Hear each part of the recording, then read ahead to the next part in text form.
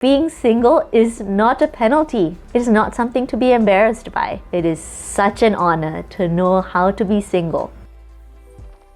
Hi honey, it's the Sarah girl. And listen, if you happen to be in your 30s or 40s and you found yourself newly single, pull up a chair, won't you? Let's talk about it for a second. I think it's a really interesting time. And for me, I think it's interesting because I have not been in any meaningful way single in my adult life. Like, I'm a serial long-term relationship person. And before you think that that's a brag, I really don't think it's a compliment to myself when I say that at this age, I don't know how to be a single woman. That's a terrible thing to say, huh? Interesting nonetheless. I've been single now for about a year and a half. Look at me shaking my pants as I'm talking about it. Difficult to talk about, but a year and a half in, and I've got a couple of how-tos that I've listed down here. So let's see if anything resonates. All right, my first how to be single. I wouldn't go looking for or chasing love or start to date immediately. Okay, to each their own. I have to caveat this.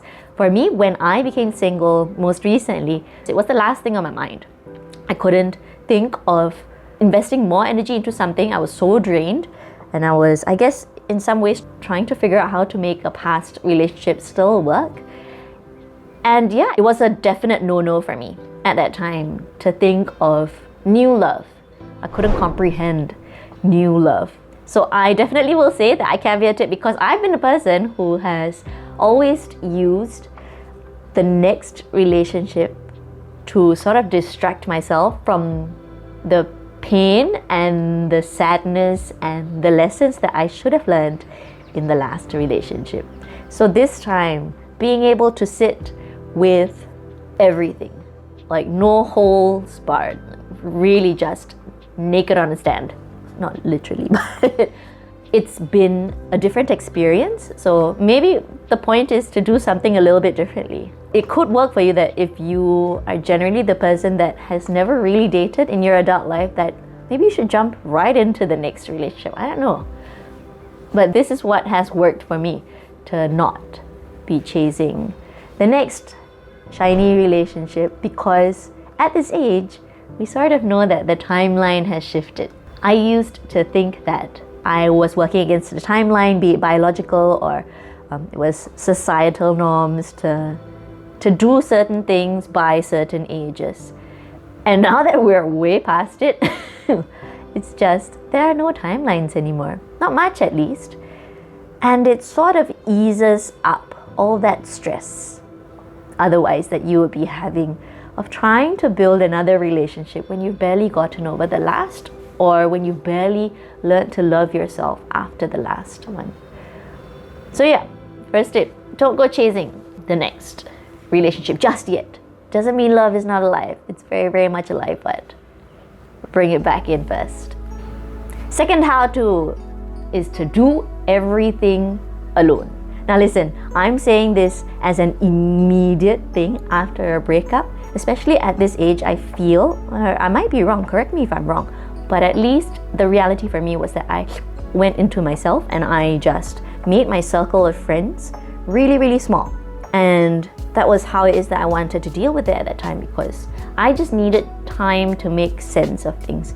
Talking to too many people or bringing too many people in on it too early could just add a lot of unnecessary noise to something that really you should be dealing with your partner or your ex-partner.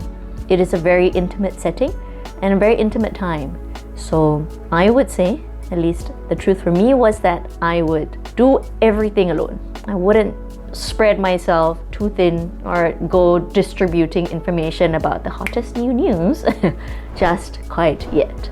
Now, this was definitely a difficult thing for me. I'm a people person. I love being around people. I get really energized by being around people. And the thing about me is that removing myself from that situation did a few things to me, okay? Number one, my love language is physical touch. So doing everything alone, as this tip is, or this how-to is, was really, really difficult for me. Because I'm alone, I wouldn't have someone to just tap on the shoulder when I'm talking to them, or pat on the back, or give a hug to. I'm such a physical touch person that I struggled with that a lot. I still struggle with it, to be honest, but there are ways to self-soothe, and it's just not a good enough excuse to just go up and start. Just saying that I need love this way, I need physical touch to survive. But yeah, self-soothing really helps in that period when you are trying to figure things out and doing things alone. Okay, it is possible. I survived it, albeit very painfully.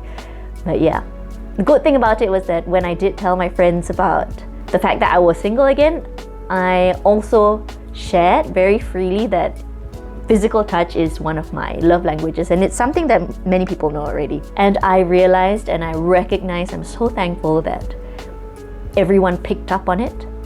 The fact that I said that I miss being able to hold or touch someone on the daily or more regularly.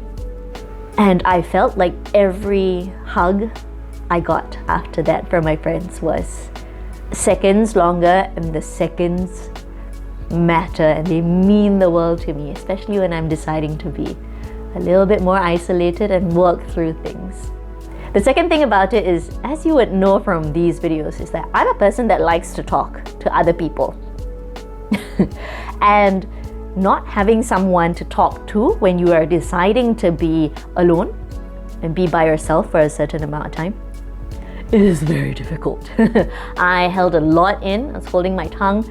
I was biting my cheeks. I was like, you just shut up, Sarah. Like, just hold everything in and you can break down later, whatever it was. I can't explain it. Everything here was completely tight.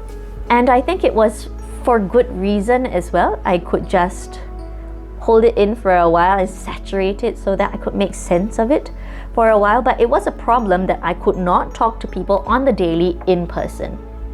I was not working a regular job, and I wasn't living with anyone. So not having that interaction on the daily, except for my cats, if that's counted, was really difficult for me. And how I dealt with it was very simple. I talked to myself, like the psycho I am. Talking to myself allowed me to realize that, hey, I can deal with this. There are ways that I can do it by myself for now. So let me just sit with it for a while longer. And being able to talk to myself allowed me to hear myself. And when I heard myself, you learn different things about that voice in your head, whether it's kind, whether it's mean, and it's just a revealing time. So talking to yourself and being able to speak to yourself like a psycho when you're deciding to be alone is pretty phenomenal. Definitely on my how-to list to be single. And the third how to be single is to document it. Documenting it isn't writing it in stone to make sure that you never forget the pain. Documenting it, for me at least, reminds me of what I have managed to overcome and how far I've come since hitting that particular rock bottom.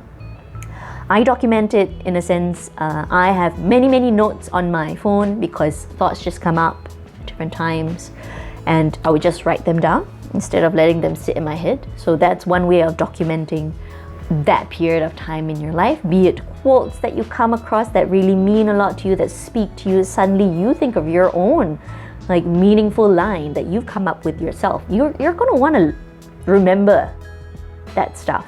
And I think journaling, a definite yes at that period of time as well. Also to document and to be able to express a little bit more. Because if you're really wanting to be alone and you need a little bit of an outlet, pen and paper work remarkably well. So I would journal it, I would write everything down, because honestly, you are not going to want to forget this time in your life.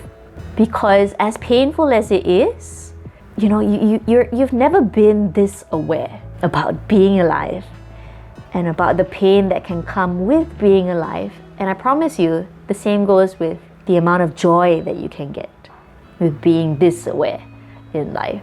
And I thought for a while, those tears on a paper and like, I'm never going to read this again. What's the point in life? What's the point in doing all of this? I don't regret documenting any of it. Do I regret not starting video documenting a little bit earlier? No. I wouldn't have been able to do this any earlier than now.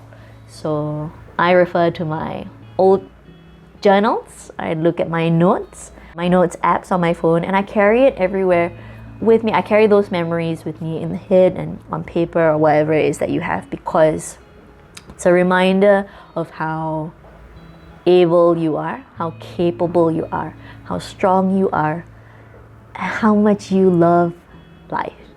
Because if you've come through it, honey, that's no small feat. There's really no small feat. Trying to learn to be single at this time of life. Maybe at any time of life. I don't know. Listen, honey, with the lowest of lows come the highest of highs, and that's what I genuinely believe. And I'm hoping for all of us to be able to experience that. And we're coming away from this single, knowing our worth, knowing our value, and knowing that being single is not a penalty. It is not something to be embarrassed by. It is such an honor to know how to be single. Hands down, I think, one of the most, interesting. I would just say, let's leave it at that. It's still interesting. It's painful as hell. Painful as hell. But yeah, let's not sugarcoat what it is, huh? It's painful, but when's a better time to be doing this for yourself and learning about yourself and just being, so that you can be better the next time love decides to knock on your door. And it will come, honey. So it's best that we get ready. Till next time, sweetheart, leave all the good things on YouTube. I hope this resonated, and I'm just gonna sit with all my feelings right now. Bye, honey. Take care.